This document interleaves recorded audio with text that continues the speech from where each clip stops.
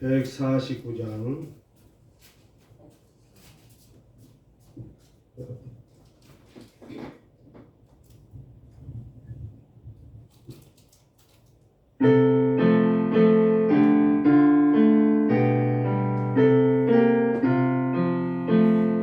주 달려 죽은 십자가 우리가 생각할 때에 세상에 속한 욕심은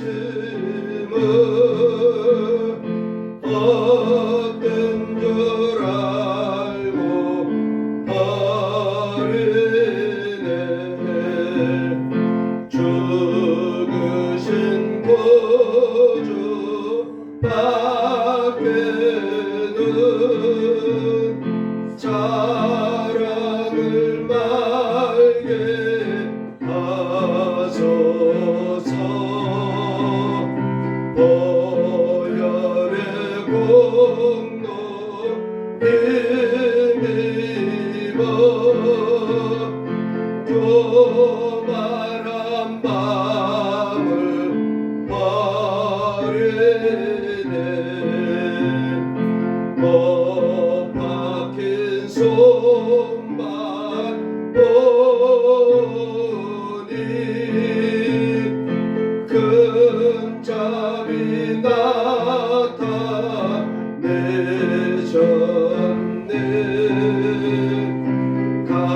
가시로 만든 면류관 우리를 위해 쓰셨네. 온 세상 만물 가져도 주의 못 닦겠네.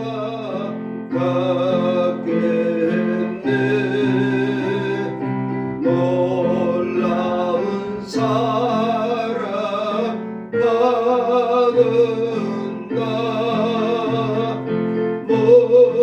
몸으로 죄물 삼겠네. 아멘.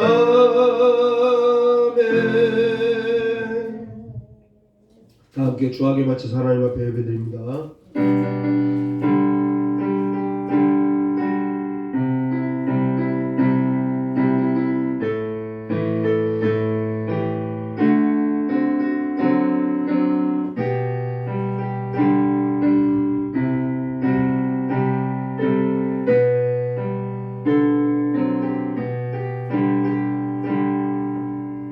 오직 여호와는 그 성전에 계시니 온천하는 그 앞에서 잠잠할지니라. 하나님은 영이시니 예배하는 자가 신령과 진정으로 예배할지니라. 기쁨으로 여호와를 섬기며 노래하면서 그 앞에 나아갈지어다. 하나님 감사합니다. 지난 시간도 우리를 지켜주시고 돌봐주시고 오늘도 변함없이 주 앞에 나와 예배합니다. 영광 받아 주시옵소서. 예수님의 이름으로 기도합니다. 아멘. 찬송 2장 부르겠습니다. 2장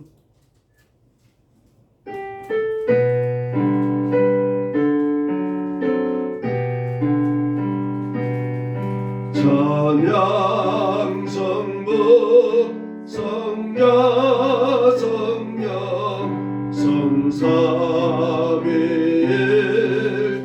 성삼위일체께 영원 무궁하게까지 영광을 돌리세.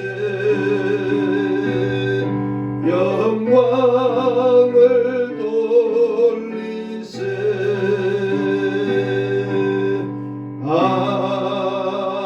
아멘.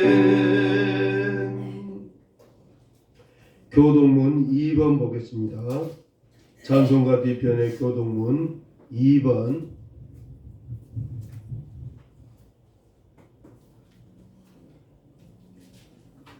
찬송가 뒤편의 교동은 2번 제가 작은 글씨 읽겠습니다.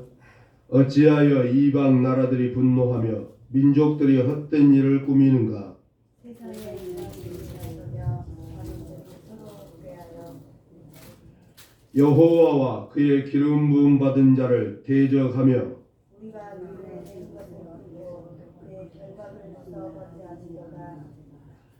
하늘에 계신 이가 웃으시며 주께서 그들을 비웃으시려다.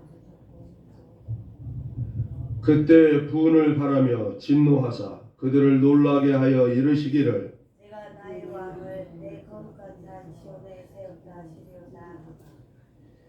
내가 여호와의 명령을 전하노라. 여호와께서 내게 이르시되 너는 내 아들이라. 오늘날 내 가다를 낳았도다. 내게 구하라. 내가 이방 나라를 내 유업으로 주리니 내 소유가 땅끝까지 이르리로다. 아멘. 사도신경으로 우리의 신앙을 고백합니다. 전능하사 천지를 만드신 하나님 아버지를 내가 믿사오며 그의 아들 우리 주 예수 그리스도를 믿사오니 이는 성령으로 잉태하사 동정녀 마리아에게 나시고 본디오 빌라도에게 고난을 받으사 십자가에 못 박혀 죽으시고 장사한 지 사흘 만에 죽은 자 가운데서 다시 살아나시며 하늘에 오르사 전능하신 하나님 우편에 앉아 계시다가 저리로서 산자와 죽은 자를 심판하러 오시리라. 성령을 믿사오며 거룩한 공회와 성도가 서로 교통하는 것과 죄를 사하여 주시는 것과 몸이 다시 사는 것과 영원히 사는 것을 믿사옵나이다. 아멘. 찬송 151장 부르겠습니다. 151장.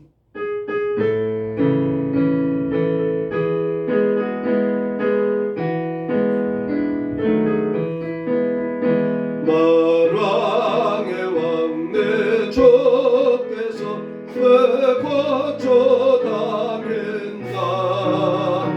이 벌레 같은 날 위해 그 보혈을 렸네.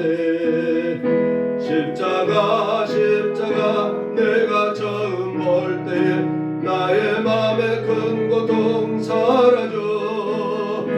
오늘 믿고서 내 눈 밝았네. 참 내 기쁨 영원하도다. 주 십자가 못 박힘은 속죄함 아닌가. 그 긍휼함과 그 은혜 말할 수 없도다. 십자가 내가 처음 볼 때 나의 맘에 큰 고통 사라져. 오늘 믿고서 내 눈 밝았네. 참 내 기쁨 영원하도다.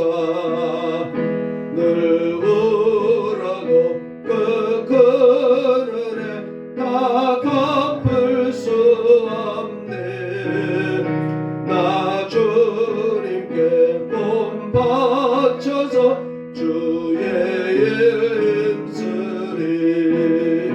십자가 내가 처음 볼 때에 나의 맘에 큰 고통 사라져. 오늘 믿고서 내 눈 밝았네. 참 내 기쁨 영원하도다. 아멘. 하나님 감사합니다. 오늘도 변함없이 주님의 날 맞아서 주 앞에 나와서 예배드리게 하시는 것을 감사합니다. 영광 받아 주시옵소서.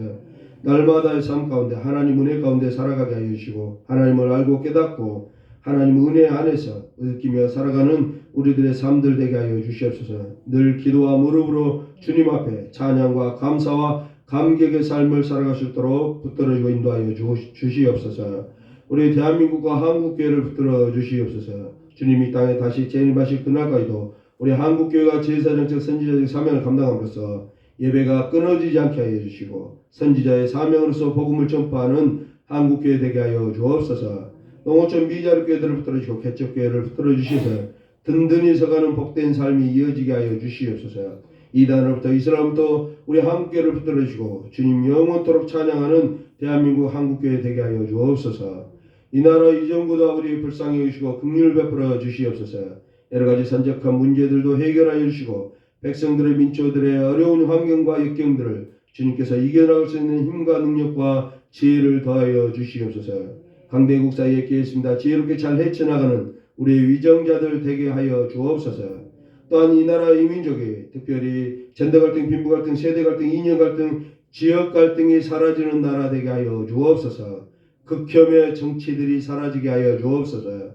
서로 이해하며 용서하며 용납하며 사랑하며 위로하며 살아갈 수 있는 우리 대한민국 될 수 있도록 은혜 가운데 지켜주시옵소서. 또한 이 나라를 드높여 주시옵소서. 경제 강대국, 우주 강대국, 군사 강대국 되게 하여 주시고 문화 강대국으로서 스포츠 강대국으로서 거듭나는 대한민국 되게 하여 주옵소서. 한류를 통해서 우리 대한민국이 더욱더 유명한 시세를 탈 수 있도록 은혜 가운데 지켜주시고 그런 말미암아서 하나님의 이름을 드높이실 때 우리 대한민국을 사용하여 주시옵소서. 저 북녘 땅의 핵과 전쟁과 미사일로부터 우리를 지켜주고 이 땅이 두 번 다시 결단코 전쟁 때문에 전쟁으로 인하여 폐허로 변하지 않도록 하나님 지켜주시옵소서. 우리를 불쌍히 여겨 주시옵소서. 그곳에 아버지 그들 위정들도 통치자들도 주님께서 다스려 주셔서 그들의 마음이 헛된 판단을 내리지 않도록 하나님께서 지켜주시옵소서. 그래서 이 나라의 민족이 하나의 민족 안에서 하나의 나라로 복음 안에서 통일의 그날이 있어지게 하여 주시옵소서. 곳에 우상들 공산주의 세력들 다 몰아내시고 하나님의 몸된 교회 세워 주시옵소서. 그래서 더 많은 선교사를 파송할 수 있도록 은혜 가운데 지켜주시옵소서. 우리 순천대를 사랑하시는 은혜도 감사합니다. 발전된 노예되게 하시는 은혜를 감사합니다. 우리 순천대가 더욱더 은혜 가운데 은혜로 가운데 빛과 소금의 사명을 잘 감당할 수 있도록 은혜 가운데 지켜주옵소서. 우리 우고교회를 사랑하시는 은혜 아버지 감사합니다. 여러 시간 동안 여러 날들 동안 우리를 지켜주고 우리 우고교회 복 내려주시는 은혜를 아버지 감사합니다. 더 많은 은혜 내려 주시옵소서. 더 많은 감사의 일들이 넘쳐나게 하여 주옵소서. 더 많은 것으로 하나님을 찬양하며 이웃을 섬기며 살아가는 우리 운복교회로 발전될 수 있도록 은혜 가운데 지켜주옵소서. 우리 사람들 각 가정마다 필요한 물질과 양식을 공급하여 주시고 특별히 아버지 건강을 붙들어 주시옵소서. 건강을 책임져 주시고 생명을 책임져 주시옵소서. 악한 세력 마귀들 다 물리쳐 주시옵소서. 쫓아내 주시옵소서. 하나님 근접하지 말도록 하나님 은혜 가운데 지켜주고 울타리 되어 주시옵소서.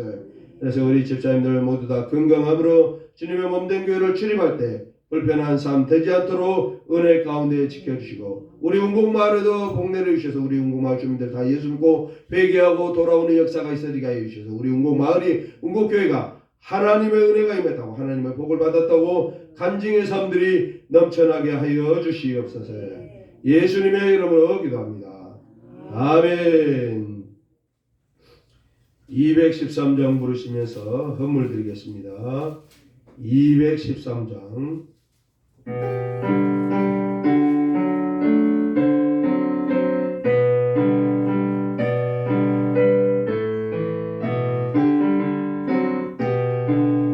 나의 생명 어린이 주여 받아 주셔서 세상 살아갈 동안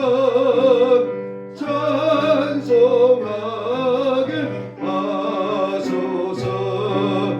손과 발을 드리니 주여 받아 주셔서 주의 이름 위하여 민첩하게 하소서. 나의 음성 들으니 주여 받아 주셔서 주의 진리 말씀만 전파하게 하소서. 나의 보화 드리니 주여 받아 주셔서. 하늘나라 위하여 주 뜻대로 쓰소서. 나의 시간 드리니 주여 받아 주셔서. 평생토록 주 위에 범사하게 하소서. 아멘. 하나님 감사합니다. 우리가 이 땅에 믿음 가운데 살아가면서 또한 육신을 입고 살아갑니다. 육체 가운데 살아갑니다. 필요한 물질과 양식 공급하여 주신 은혜를 감사합니다. 소득의 11조를 주 앞에 드립니다. 우리 받아주시옵소서. 모든 것이 하나님의 것이며 하나님으로 돌아왔음을 고백하고 하나님의 것을 하나님께 돌려드립니다. 받아주시옵소서. 이 땅에 더 많은 소득 있는 삶이 되게 하시고 더 많은 것으로 하나님 섬기고 이웃을 섬기고 교회를 섬기는 삶들이 이어지게 하여 주시옵소서. 감사의 제목 따라 드리는 헌물에 우리 홍례를 주시옵소서. 구원의 감사, 심령의 감사가 넘쳐나게 하여 주시고 우리가 이 땅에 또 살아가는 동안에 감사 일들도 많아지게 하여 주셔서 많은 것으로 감사하며 많은 것으로 넘치는 감사의 마음으로 주 앞에 예물 들고 예배드리는 삶이 이어지게 하여 주시옵소서. 주정헌금을 주 앞에 드립니다. 아버지 받아주시옵소서. 우리 이름이 생명책에 기록됐으며 하나님의 생명책에 기록됐음을 고백하고 우리가 마땅히 하나님의 자녀로서 백성으로서 오늘이 주님을 섬기는 날임을 잊지 않고 하나님 앞에 나오면서 주정헌금을 생명의 속전으로 주 앞에 드립니다. 아버지 받아주시옵소서. 그래서 우리가 이 땅에 살아가는 하나님의 자녀로서 백성으로서 마땅한 삶을 살아가게 하시고 하나님의 자녀임으로서 백성으로서 하나님의 날개의 그늘 안에 보호 아래 축복의 은혜 가운데 살아갈 수 있도록 은혜 가운데 지켜주시옵소서. 특별한 자막 따라 드린 헌물에 아버지 복내려 주시옵소서. 고향교회를 바라보고 고향의 부모님을 바라보고 드리는 우리 자녀들의 헌물을 아버지 받아주시고 영광 받아 주시옵소서. 또한 개인으로 기관으로 너무 저 미디어를 교회를 바라보고 또한 우리 운곡교회를 바라보고 드려진 손길들이 있습니다. 아버지 받아 주시옵소서. 그들을 통해 손길을 통해서 더 많은 교회가 농어촌 미디어 교회들의 섬김을 받게 하시고 더 많은 교회들이 든든히 서가는 삶이 이어지게 하여 주시옵소서.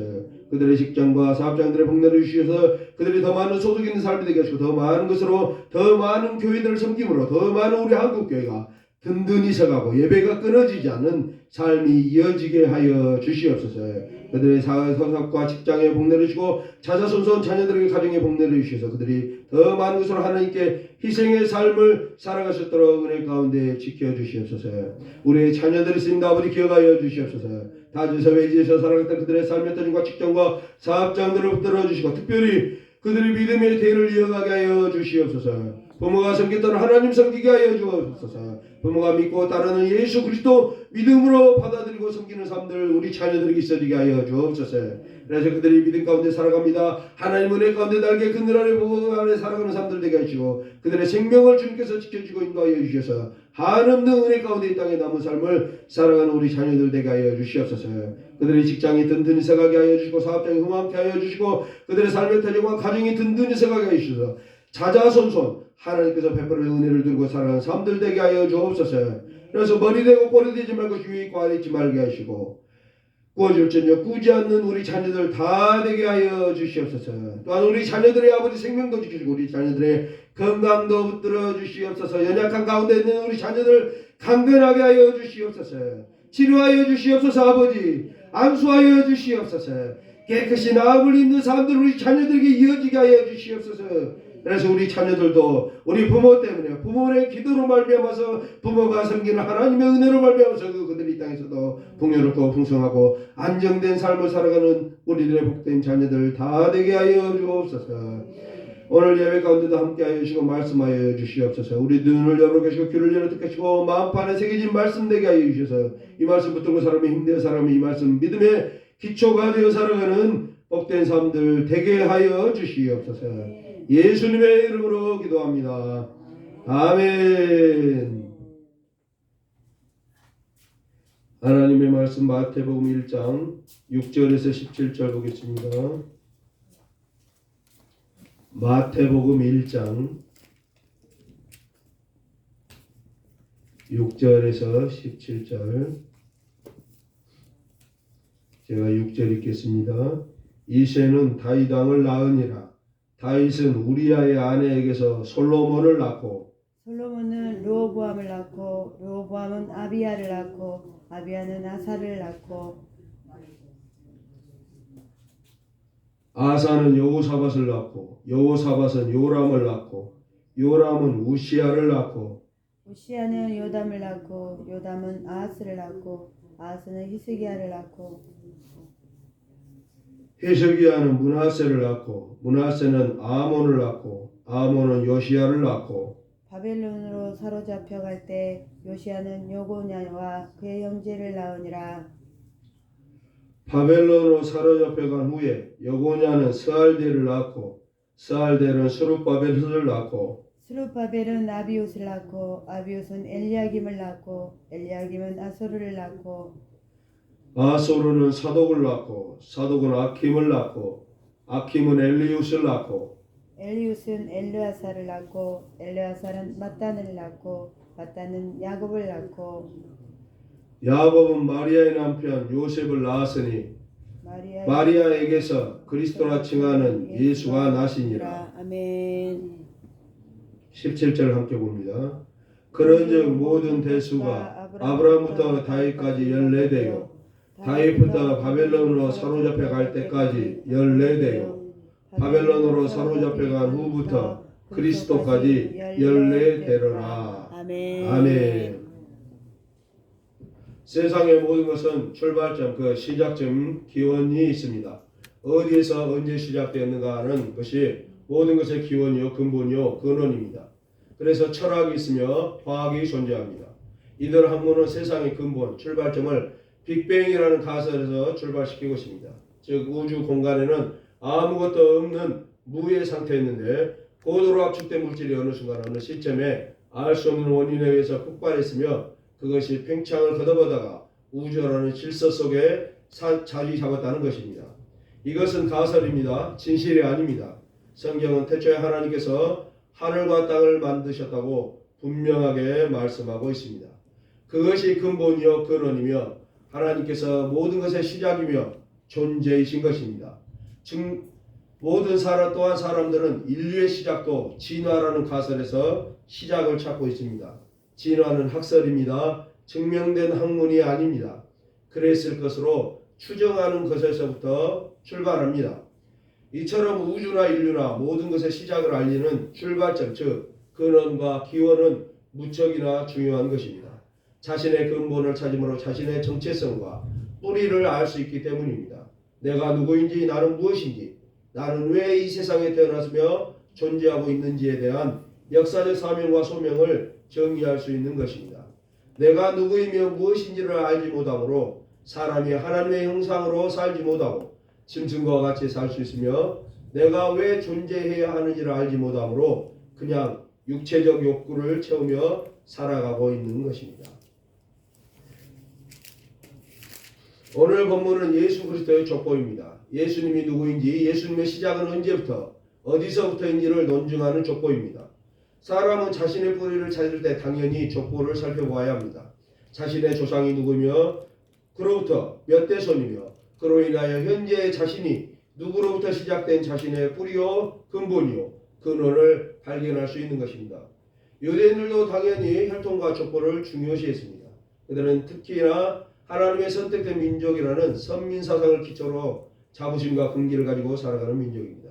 그들에게 마태는 예수님의 정체성과 근원을 논증할 필요를 느꼈을 것입니다. 가장 강력하고 확실한 증거의 능력은 예수님의 혈통 즉 족보를 제시함으로 유대인들에게 예수께서 다윗의 혈통과 언약의 자손 메시아이심을 증거할 수 있는 것입니다. 모든 인류는 아담의 후손이며 노아의 후손입니다. 노아의 홍수 이후에 각각의 민족이 형성되어 흩어져 살아갑니다. 바벨탑 사건으로 인류는 각각의 민족을 형성하고 하나님께서는 그 중에서 아브라함을 부르셨고 그를 통하여 하나의 민족 이스라엘을 만드셨습니다. 마태는 아브라함과 다윗의 혈통의 족보를 유대인들에게 제시하여 그 혈통에서 예수께서 나셨음을 증언하며 예수 그는 하나님의 언약의 메시아이심을 증거하고 있습니다. 예수님의 뿌리와 근원과 근본은 아브라함과 다윗이며 성령으로 잉태된 여자의 후손으로 사탄의 머리를 상하게 하실 자이심을 증언하고 있습니다. 오늘 본문을 통해서 예수님의 독보에 대해서 두 번째 시간으로 살펴보도록 하겠습니다. 먼저 첫 번째로 다윗은 우리아의 아내에게서 솔로몬을 낳았다 이런 부분입니다. 저번 주에 이제 다윗의 족보 마태복음 1장을 계속 살펴보고 있는데요. 제가 4주 정도 해보려고 했는데 오늘 하고 다음 주에 나머지 부분 한 번 더 마태복음 1장을 하려고 합니다. 족보 계속 족보 살펴보고 있는데요. 너무 힘들기도 합니다. 실제적으로 저는 저의 족보도 잘 모릅니다. 그냥 밀항박과 난개파 뭐 그 정도만 알지 우리 할아버지 위로 더 올라가면 조남도 모릅니다. 그러나 오늘 우리 성경을 통해서 예수님의 족보를 제시하고 있는데 예수님이 누구인가? 아브라함과 다윗의 혈통에서 나셨다 이렇게 말하고 있습니다. 그중에서 오늘 살펴볼 수 있는 거 이제 첫 번째 하나가 바로 다윗은 우리아의 아내에서 솔로몬을 낳았다 이렇게 말하고 있습니다. 다윗은 왜 자기 아내에게서 솔로몬을 낳았다 이렇게 말하지 않고 우리아의 아내에게서 솔로몬을 낳았다 이렇게 말하고 있습니다. 우리아가 누굽니까? 다윗의 군대 장관이죠. 군사 장군 중에 한 명입니다. 자신을 위해서 나라를 지키고 자신의 나라를 위해서 나라를 지키고 희생하고 있는 장군의 아내, 자기 부하의 아내를 뺏어가지고 거기에 의해서 태어난 사람이 바로 솔로몬이다 이렇게 말하고 있습니다. 이런 이야기들은 좀 숨기고 싶지 않겠습니까? 우리 집 가문이 어떤 가문인지 아느냐라고 말할 때 우리 집 가문의 유명한 사람, 괜찮은 사람 이런 사람을 말하고 싶을 것인데 다윗이라는 그 유명한 왕이 했던 일이 뭡니까? 자기 장군의 아내를 뺏어가지고 또 유명한 왕이 또 하나 누굽니까? 방금 말했던 솔로몬 아니겠습니까? 그 유명한 솔로몬이라는 왕이 또 그 남의 자기 장군수의 아내에게서 태어난 아들이다 이 말입니다. 이런 이야기는 좀 빼냈으면 좋겠습니다. 그리고 밧세바에서 다윗의 아내 밧세바에서 낳았다. 이렇게 아내 이름을 밝히면 좋을 것인데 아내 이름도 밝히지 않고 우리아의 아내한테서 애를 낳았다. 그 애가 바로 솔로몬이다. 이렇게 수치스러운 장면들을 우리가 보여주고 있는 모습을 볼 수 있습니다. 또 저번 주에도 말씀드렸듯이 그뿐만이 아닙니다. 다윗의 어머니는 이름도 성경에 나오지 않습니다. 다윗의 어머니가 누군지를 모릅니다. 말도 안 됩니다. 아무리 몰라도 다윗 같은 왕의 어머니를 모른다고는 있을 수 없는 일이라고. 어쨌든 이제 다윗이 우리아의 아내를 뺐을 때 또 어쨌습니까? 그냥 뺏은 것이 아니라 우리아를 죽여버렸습니다. 전쟁통에서 전쟁하고 있던 장군을 불려들여 가지고 그 아내를 겁탈했는데 그 장군을 불러들여가고 좀 아내하고 잘 쉬었다 가라 했는데 그것도 말을 안 들으니까 보내가지고 서신을 보내가지고 군사들 제일 앞서 나가서 열심히 싸우게 만들고 너희들은 우리아가 모르고 있을 때 눈치 못 챌 때 뒤로 다 도망가라 그럽니다. 그래서 우리아는 열심히 열정적으로 전쟁에서 적군과 싸우다가 죽게 됩니다. 그 음모를 꾸민 사람이 누구예요? 다윗이라고 말입니다. 다윗. 이런 다윗이 어떻게 유명한 왕이 될 수가 있죠? 또 그래놓고 그 뺏은 남의 아내 우리아의 아내에게서 태어난 또 왕이 왜 또 유명한 왕이 태어납니까? 솔로몬이라고 지혜의 왕 하나님께서 이런 족보들을 갖고 있다. 그래서 나중에 압살롬이 반역을 다윗에게 셋째 아들을 일으킬 때 아이도벨이라는 밧세바의 할아버지 다윗의 책사했던 사람이 그 반역에 가담을 합니다. 결국 반역은 실패하지만 그런 원한을 사는 일들을 해왔다. 이렇게 또 말하고 있습니다. 굳이 마태는 이런 것을 촉구를 드렸습니다. 두 번째로 요람은 우시아를 낳았다라고 8절 뒷부분에 나왔습니다. 아사는 요삽을 요람을 낳고 요람은 우시아를 낳았다 이렇게 말합니다. 근데 우리가 족보를 살펴보면 요람이 우시아를 낳은 게 아니라 그 사이에 왕이 3명이 더 존재합니다. 근데 3명의 왕을 다 지워버리고 없애버리고 바로 요람이 우시아를 낳았다 이렇게 또 마태는 기록하고 있습니다. 그 사이에 이제 아하시아, 또 아달랴, 요아스, 아마샤 이런 왕과 한 명의 여자가 존재합니다. 그 한 명의 여자가 존재하는 여자가 누구냐? 아달랴다 이렇게 됐습니다. 아달랴. 아달랴는 북쪽의 왕. 이스라엘은 이제 우리나라 같이 남쪽하고 북쪽하고 둘이 나눠졌어요. 근데 북쪽의 왕 중에 아주 나쁜 왕이 하나 있습니다. 아합이라고. 그 아합의 아내 이름이 이세벨이라고 합니다. 이세벨. 이세벨은 나중에 뒤에 이제 신약에서도 나옵니다. 음탕한 여자. 아주 나쁜 여자의 상징. 이세벨. 그 이세벨은 이제 뭡니까? 에빠 시도나 에빠의 딸이다. 그래서 우상숭배하던 왕의 딸하고 아합이 결혼했습니다. 그런데 거기서 또 태어난 딸이 누구냐면 방금 말하고 싶은 아달랴라는 여자인데 이 여자가 남쪽 나라로 시집을 갑니다. 그러니까 정략적 동맹 결혼을 맺습니다. 고대 왕들은 어찌입니까? 우리 나라하고 너희 나라하고 친하게 지내자. 그러면 말로만 하면 좀 그렇잖아요. 또 그 당시에는 글도 많이 발전을 안 했잖아요. 그러니까 어떻게 친하게 되냐 약속을 합니까? 너하고 나하고 사돈을 맺자 그러죠. 네 딸 나한테 줘. 갖고 며느리 삼고 우리 딸도 괜찮은 거 쓰면 내가 며느리 삼고 그래서 사돈이 되는 것입니다. 그래서 북쪽의 왕 아합과 이세벨이라는 아주 하나님을 정말 하나님이 나쁜 왕 하면 딱 하는 왕이 누구예요? 아합. 참 하나님을 섬기지 않고 악한 길을 걸어갔다 할 때 등장하는 사람이 아합의 길로 갔다. 다른 왕도 나옵니다만은 그렇게 거기서 태어난 딸이 아달랴인데 이 아달랴가 그나마 괜찮은 나라라는 남쪽의 왕하고 왕의 며느리가 됩니다. 그래서 오늘 나온 요람이라고 나왔는데 요람의 아내가 됩니다. 아내가. 그러면 어떻게 되겠어요? 며느리 잘못 들여서 집안이 망하는 겁니다. 집안이. 아달랴가 그래갖고 남쪽으로 시집와가지고 남쪽 나라마저도 이제 하나님을 잘 섬기지 않고 우상 숭배에 빠집니다. 우상. 라고 바알 숭배, 아세라 숭배 이런 일 합니다. 시집 와가지고 남쪽 나라를 다 망쳐요. 그 정도만 망치는 게 아닙니다. 또 어째요? 이제 자기 남편이 죽고 아들이 왕이 됐는데 또 이제 어떤 반란이 예후라는 장소에서 북쪽에 반란이 일어납니다. 그때 자기 아들이 왕이 돼 아들이 죽어버려요.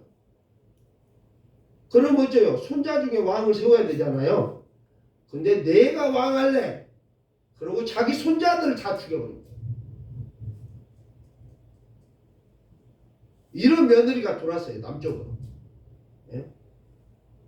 그게 누구예요? 아달랴. 이름 안 외워주시더라고요.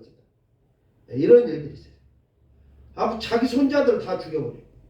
그러고 자기가 왕이다 하고 이제 왕 노릇을 합니다. 그 사람이 바로 아달랴라는 여자입니다.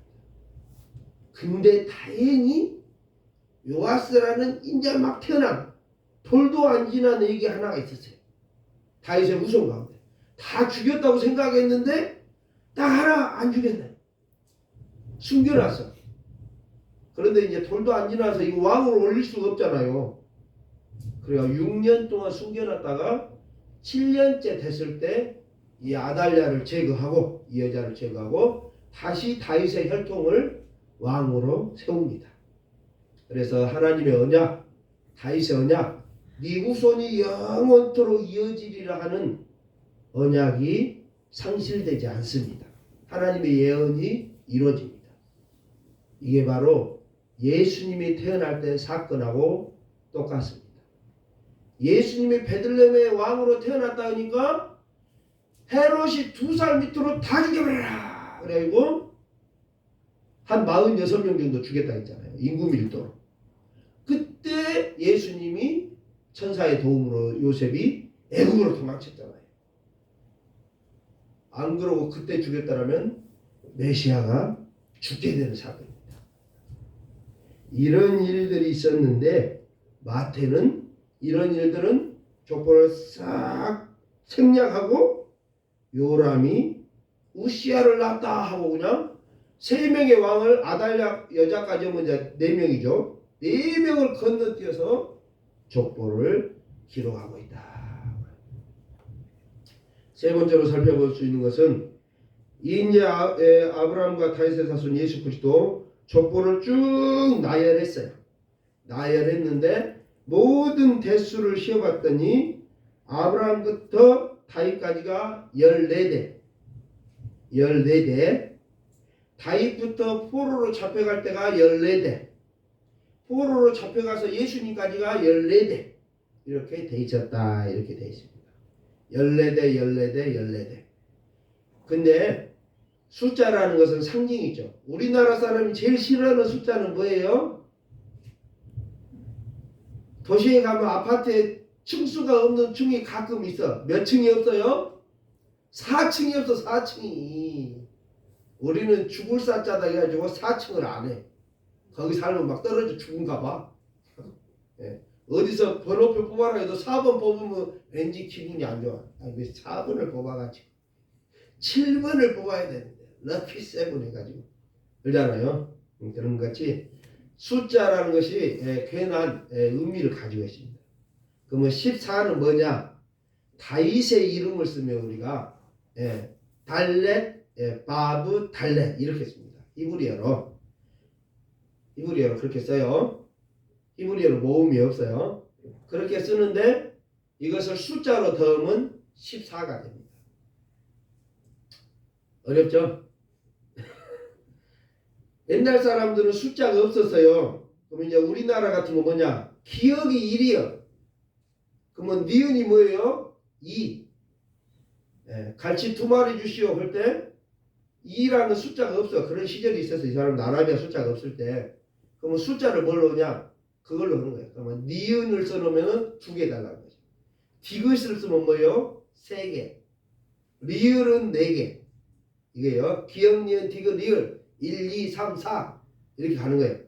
그러니까 히브리인들도 알레프트 기멜 달레 해 바브자이 헤트테트 요드 카프 라메 mem눈 사메 아이센 카프 모르겠습니다. 되게 가는데 그다음 신신 타브 이렇게 나갑니다. 그것을 1, 2, 3, 4, 5, 6, 7, 8, 9 그다음 10 또 뭐 20, 30, 50, 100 이렇게 가는 거예요. 이렇게 씁니다. 그래서 다윗의 이름을 숫자로 표기하면 14가 됩니다. 그래서 14, 14, 14 이렇게 3개를 맞췄다라고 다윗은 말하고 있습니다. 그러니까 다윗이 이 성령의 감동으로 성경을 쓰면서 얼마나 철저하게 세밀하게 왜 이런 숫자도 맞췄어요? 맞추려고 맞출 수도 있지만은 다윗의 혈통, 다윗의 족보 거기에서 예수님이 나셨다 그 말입니다. 나셨다는 말은 저번 주에 살펴봤어요. 지금 우리가 읽었지만 누가 누구를 낳고 했지만은 요셉이 예수님을 낳은 게 아니고 예수님은 마리아에게서 나셨다. 수동태입니다. 수동태 나신 거예요. 이렇게 돼 있다 그 말입니다. 그래서 14라는 숫자를 맞췄다 그 말입니다. 근데 이제 또 하나 우리가 살펴볼 것은 여기 이제 집사님들 안 쉬어봤지만 여기서 그래서 이제 진짜 14명 맞아? 그리고 쉬어보잖아요. 그러면 처음에는 14개가 되는데 두 번째도 쉬어보면 14가 됩니다. 근데 세 번째는 쉬어보면 14명이 안 돼. 13명밖에 안 돼요. 아이 마태가 숫자를 잘못 세는 건데 왜 13명만 내놨대? 아까 괜히 3명 왕 빼갖고 나 2명만 빼지. 그래서 14명 딱 맞았을 것인데 왜 3명 빼가지고 13명밖에 안 된다네. 성경에 잘못 썼는구만. 이렇게 말하는 사람들이 있습니다. 근데 거기에다 누구를 넣어야 된다고요? 마리아를 넣어서 14명을 마태는 말하고 있다는 것입니다. 14명. 그래야 다음 주에 설교할 처녀가 잉태하여 아들을 낳는다. 그리고 아까 뭐라고 했어요? 요셉이 예수님을 낳았다. 그러면 13이에요. 근데 예수님은 마리아에게서 낳으셨어요. 그러니까 마리아를 넣어서 14명을 맞춰야 됩니다. 그리고 창세기는 뭐라고 했어요? 여자의 후손이 사탄의 머리를 상하게 한다 했어요. 예수님은 남자의 후손이 되면 안 돼요. 그래서 마리아의 후손으로 이 땅에 오시게 되는 것입니다. 이런 성경들의 예언, 섭리 이런 것들을 말하기 위해서 마태가 자리 하나를 딱 비워놓고 거기에 누구를 넣어놨다? 족보에는 넣으면 안 되는 마리아를 넣은 것입니다. 에이 목사님 억지스럽구만. 제가 학교 다닐 때 이런 이야기하면 이제 좀 그런 분들이 있어요. 가끔 너무 억지스러운데요. 그런 사람들이 있습니다. 그런데요. 요한계시록 12장 17절에도 보면 여자의 남은 자손 곧 하나님의 계명을 지키며 예수의 증거를 가진 자들이라고 나와 있습니다. 여자의 남은 자손 이게 누구를 말하냐? 하나님의 계명을 지키며 예수의 증거를 가진 자들. 우리 예수님의 증거를 가진 자들. 예수님으로 말미암아서 예수 그리스도의 몸을 이룬 교회들. 이 교회를 뭐라고 보고 있냐? 여자의 남은 자손이라고 합니다. 예수님은 여자의 후손이고 우리는 그 남은 후손들, 남은 자손들입니다. 요한계시록도 그렇게 이야기를 하고 있다는 것입니다. 그럼으로써 모든 대수가 14 마리아를 넣어서 14을 맞추는 마태의 치밀한 기록을 볼 수 있는 것입니다. 그러면서 예수님이 다윗의 혈통에서 나오셨다. 예수님은 여자의 후손이다. 예수님은 처녀가 잉태하여 아들을 낳는다는 그 예언의 성취자다. 그래서 예수님은 요셉이 낳은 게 아니라 마리아에게서 낳았으므로 14대가 된다라고 마태는 기록하고 있습니다. 그래서 이것을 다 합했더니 14을 합하면 얼마가 됩니까? 42가 되는 것입니다. 이게 또 마지막으로 42라는 의미를 또 살펴보면 유대인들에게는 42라는 숫자가 상징적으로 또 의미가 있는 숫자입니다. 42라는 숫자가 우리에게는 뭐 어떤 숫자가 특별히 의미가 있는지는 모르겠어요. 어떤 자신들의 상징을 나타낼 때 숫자를 쓸 수도 있는 것입니다. 어떤 역사적 사건, 뭐 맞는지는 모르겠습니다만 우리가 그냥 어떤 사건을 그냥 숫자 518 이렇게 말하지 않습니까? 126, 12, 이렇게 뭐 그럴지 어쨌든 42대다 이렇게 말하십니다. 이건 상징적인 숫자입니다. 이것은 우리가 구약 성경도 공부하면 한때와 두때와 반때 이런 게 나옵니다. 한때, 두때, 반때. 그러면 뭐예요? 3년 반. 3년 반이면 몇 달이에요? 1년이 12개월. 3년이면 36개월. 반년이면 6개월. 36개월 더하기 6개월은 42개월이 됩니다. 그래서 42라는 숫자가 다니엘서에도 등장을 합니다. 이게 다니엘서에만 나온 것이냐? 요한계시록에도 나옵니다. 한때와 두때와 반때 그리고 42달 동안이라는 말들이 나옵니다. 이런 것들을 이제 잘 해야 성경을 우리가 볼 수 있는 눈이 있는 것입니다. 42. 그런 상징적인 숫자를 마태는 여기에서도 말하고 있다는 것입니다. 예수님이 누구냐? 예수님은 상징적으로 42라는 42번째 때에 오신 분이라는 숫자를 마태는 우리에게 말해줍니다. 출애굽도 읽어보면 애굽에서 나와서 가나안 땅에 들어갈 때까지 어디를 거쳐서 어디 동네를 지나서 어디를 거쳐서 쭉 써놓은 게 있어요. 민수기 33장에 보면. 근데 거기 거쳐서를 다 시험보면 또 몇 개가 되는지 아십니까? 42개가 됩니다. 신기합니다. 애굽에서 나와서 가나안 땅에 들어갈 때까지 지나왔던 지명들을 다 세어보면 42개가 됩니다. 아브라함부터 예수님까지 족보를 딱 사람들을 했는데 마태가 몇 개로 해놨다? 42개로 해놨습니다. 이것은 뭐예요? 예수님이 마지막 이 땅에 선지자로 오셨다. 이것도 되고요. 예수님이 초림의 메시아로 이 땅에 오셨고 나중에 재림의 메시아로 오시는 우리 교회 시대, 신약 시대, 지금 우리가 신약 시대잖아요.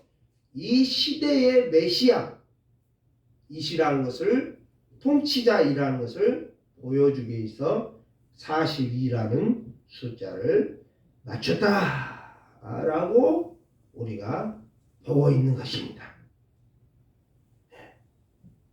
너무나 어려운 공부들을 하시느라고 우리 집사람들 고생이 많으십니다. 또 우리 목사님 너무 힘들다 예배가. 그럴 수 있어요. 그 들어도 뭔 말인지 우리 잘 모르겠는데 그럴 수 있어요. 괜찮습니다. 이걸 다 하려면은 신학교 가셔야 돼요. 신학교 가서 공부해도 이 정도 하려면 힘들어요. 열심히 해야 이 정도 알아. 쉬운 거 아니에요. 근데 뭐 때문에 제가 이렇게 어려우고 이해도 안 가는지 하고 있다? 나 몰라요. 나 몰라. 근데 어쨌든 그 예수님 족보 우리 들었는데 나 뭔 소리 하나 모르는데 어쨌든 그렇게 어렵게 써놨는데 다윗의 후손이다. 그 말이 예수님이. 하도 사람들이 안 믿을게 마태가 그렇게 힘들게 어렵게 써놨다던가. 사람들이 안 믿으니까 믿게 하려고. 어딘가 범인 잡을 때도 증거 하나 딱 내놓고 이 칼에서 네 지문 나와서 네가 죽여서 끝. 됩니까? 그게 되는 게 아니에요. 더 많은 증거들을 막 대야 돼. 너 CCTV에 찍혀서 너 가고 있잖아 여기. 그런 거. 네가 입었던 옷 핏자국 거기서 DNA 나왔어. 피해자 DNA 나왔어. 그 많은 증거들. 그리고 너 핸드폰 봐봐. 너 보니까 이거 누구랑 통화했더만 공범이네. 너 그리고 쇼핑몰 보니까 네가 그 흉기 살 때 어디서 샀더만 무슨 사이트에서 산 거 다 여기 나와있어. 네가 사갖고 카드 써놨구만. 어째요? 많은 증거들을 재판에 대면서 판사님 이놈이 범인입니다. 그러니까 지금 마태도 이 많은 것들을 굳이 써가면서 치밀하게 써가면서 14라는 숫자, 42라는 숫자, 또 왕을 굳이 빼버리면서까지 이런 여러 가지를 상황들을 고려하면서까지도 이렇게 세밀하게 치밀하게 족보를 기록하는 이유가 무엇이다? 예수님이 메시아다. 아멘. 유대인들이여 우리가 그토록 400년 동안 후에 선지자가 없었으니까 그 전부터 우리 조상 아브라함 때부터 모세로부터 다윗 때부터 그토록 우리가 구약 성경에 기록하고 기다렸던 분이 바로 예수님이야. 아멘. 우리가 못 알아봤어. 우리 우국교회가 그렇게 기다렸던 목사가 바로 그 목사야. 바로 저런 목사가 와야 되는데 맞아. 그렇듯이 얼마나 마태가 그 예수님이 메시아라는 것을 유대인들이 말하고 싶어. 유대인들이 왜요? 유대인들이 안 믿어. 우리가 계속 얼마나 많이 지금 신학성경 설교했습니까? 맨날 와서 반대하던 사람들이 누구예요? 바리새인, 서기관들, 예? 이런 사람들, 대제사장들, 학자들 와서 막 예수님 압니다. 백성들도 압니다. 오죽 안 믿었으면 예수님을 십자가에 못 박아 버렸겠습니까? 반역자 된다고. 우리나라 살리려면 예수를 없애야겠다. 그래서 예수를 죽인 사람이 누구예요? 그 정작 유대인들이잖아요. 그렇게 안 믿는 사람을 설득하기 위해서는 한마디로 된다 안 된다 안 돼. 한마디로 안 돼. 그래서 너희들 그렇게 족보 좋아하지? 유대인들이야 니네들 족보 좋아하잖아. 족보. 봐봐. 니네들 집에 있는 족보 봐봐. 그리고 성경에 기록되어 있는 족보를 봐봐. 성경에 기록되어 있는 예언들을 봐봐. 처녀가 잉태의 아들을 낳는다고 했잖아. 그러니까 예수님은 처녀가 있어 낳잖아. 여자의 후손 들어온다고 했잖아. 무슨 말인지 이해를 못했는데. 여자가 낳는단 말을 이해를 못해요. 유대인들 왜? 남자가 낳거든. 아브라함 이삭을 낳았어요. 절대 사라가 낳은 게 아닙니다. 근데 성경은 여자의 후손이래. 이게 무슨 소리냐? 여자는 족보에도 이름 안 올리는데 무슨 여자의 후손이 어딨어? 이런 유대인들을 설득하려면 얼마나 힘들었겠습니까? 저도 막 이렇게 말이 커지잖아요. 설득하려니까.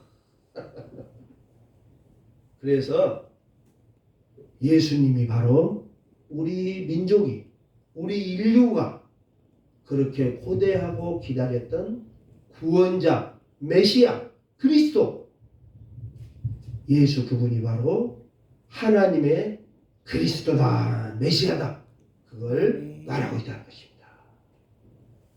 여호와는 내게 복을 주시고 너를 지키시기를 원하며 여호와는 그 얼굴로 내게 비추사 은혜 베푸시기를 원하며 여호와는 그 얼굴을 내게로 향하여 드사 평강 주시기를 원하노라.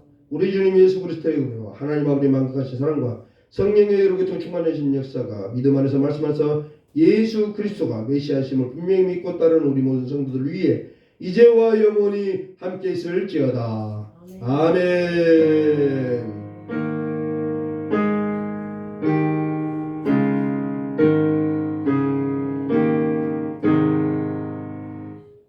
예배를 마쳤습니다.